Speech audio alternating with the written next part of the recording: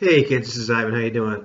Today I want to talk to you about an alternate method of character generation that, once again, this is a concept that was introduced to me by a poster named Hedgehobbit, all one word. He has a YouTube channel and he also posts on some forums.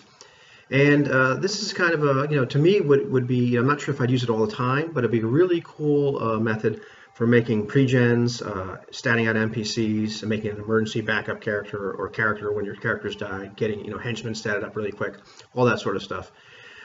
His basic premise, which I disagree with, but that's really not important, is the idea that the 3 to 18 ability scores are kind of an artifact of the origins of the game.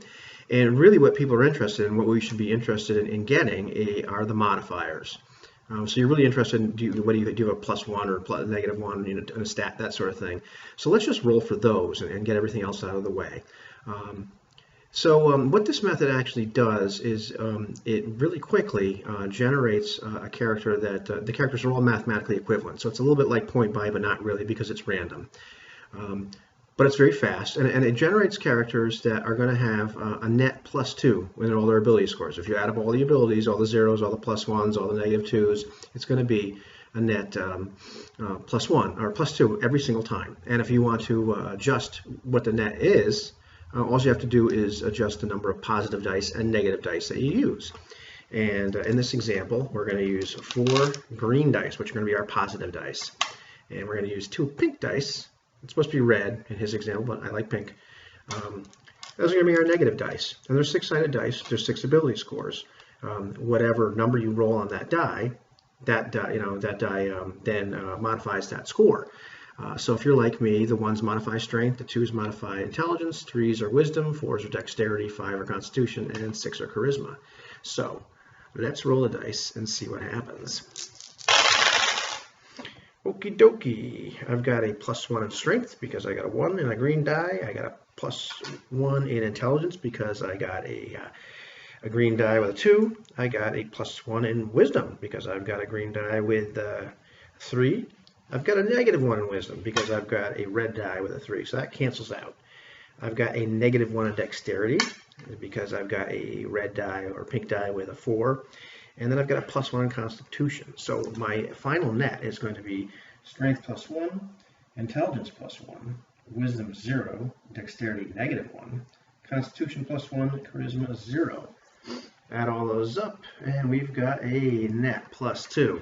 Now, I've got my own little method of generating the real score for everything, and this is because I really want to have the 3 to 18 scores. So if you've got a 0, you can roll another d6. If you roll 1 to 4, then you have a 1, you got a 9. If you roll 2 or 3, you got a 10. If you roll 4 or 5, you got an 11. And you roll a 6, you got a 12. I understand this might not be mathematically equivalent to the bell curve, but I just wanted to mimic it.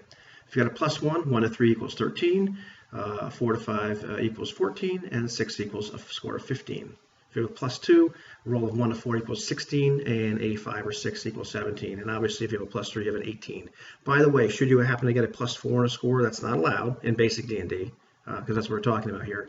So just take that +1 and put it to another ability score if you want. So if you have a -1, a roll of 1 to 3 would be equal to 8, 4 to 5 would be a 7, and a 6 would be a 6. If you have a -2, a roll of 1 to 4 would equal to 5.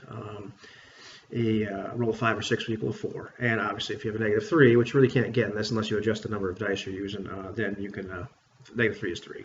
So let's take our guy. He's got a +1 in strength. I got 6. He's actually got a 15 strength. Pretty cool. He's got a +1 in intelligence rather. So what does he got? Oh, I roll a 5, so he's got a 14 intelligence. Not a shabby guy. Got a 0 wisdom. Let's see what kind of wisdom he's really got. I roll a 6. He has a 12 wisdom. Dexterity, -1. He's a little funky. I roll a 4. So in that case, he's got a 7 dexterity. Not the most graceful dude in the entire world. Constitution, he's got a +1. I roll a 3. It was a leaner, but it was a 3. So let's see. Well, he's got a 13. He's got a 13 constitution. Finally, charisma 0 modifier. Oh, 6. He's got a 12 charisma. So there's our guy. He's got a 15 strength for a +1. He's got a 14 intelligence for +1. He's got a 12 wisdom for a modifier of 0, a 7 dexterity for a -1, a 13 constitution for a +1, and a 12 charisma for a 0. And that's our guy. So that's how that system works.